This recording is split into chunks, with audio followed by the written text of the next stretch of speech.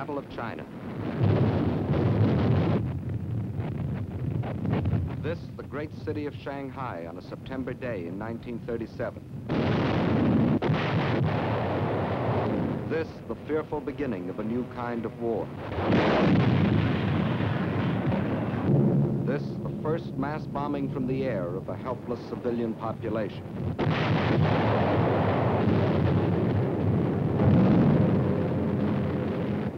Why? Why are these innocent Chinese men, women, children to die beneath the hail of Japanese bombs? To find the answer to this question, we must first understand something about China and Japan. And to understand China, three facts must never be forgotten. China is history. China is land. China is people. Chinese history goes back for more than 4,000 years. That's a long time. It was only 168 years ago that Washington crossed the Delaware. Only 452 years have passed since Columbus discovered America. It's 1,500 years since the world saw the fall of the ancient Roman Empire. 3,400 years have gone by since Moses received the Ten Commandments.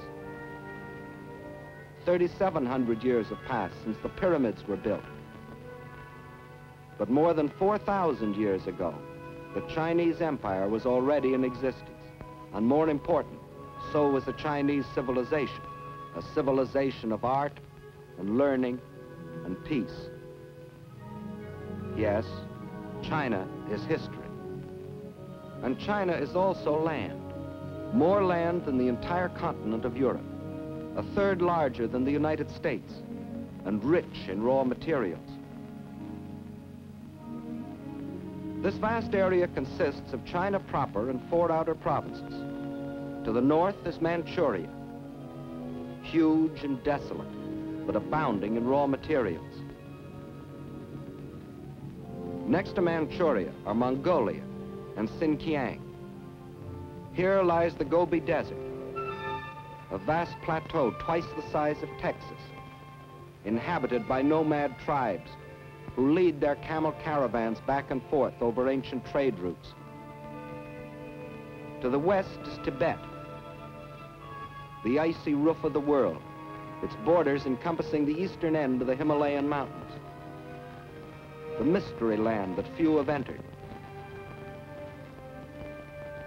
And from these vast mountains of the west rise the 3 great rivers which are China's lifeblood. The northernmost of these is the Huanghe, the Yellow River, often known as China's sorrow because of its frequent flooding. Far to the south flows the Xinjiang, the Pearl River, which enters the sea past the great ports of Canton and Hong Kong. But the greatest river of all is the one that flows between, the Yangtze, winding for 3,000 miles through the heart of China, bringing fertility to the good earth and bearing upon its broad waters half the commerce of China. Yes, China is land, next to Russia, the largest country in the world. But most important, China is people, 450 million of them.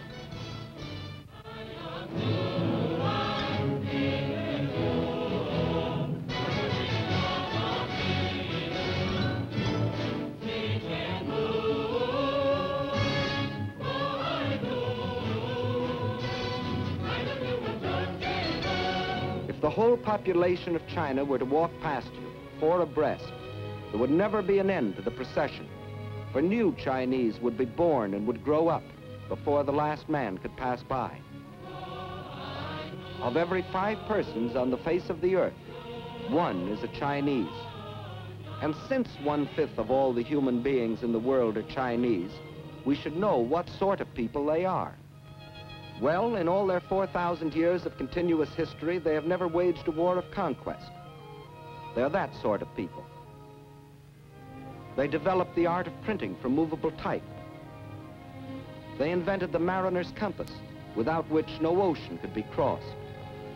They were among the first astronomers, and their observations of the stars and planets made possible the accurate measuring and recording of time. They are that sort of people. And why do we call our dishes China? Because the Chinese invented the art of making porcelain. And as we all know, they invented gunpowder, not as a weapon of war, to celebrate their holidays and religious festivals. And it was one of China's great philosophers who, 500 years before the birth of Christ, gave mankind these words: "What you do not want done to yourself, do not do to others." They are that sort of people, enriching the world in which we live.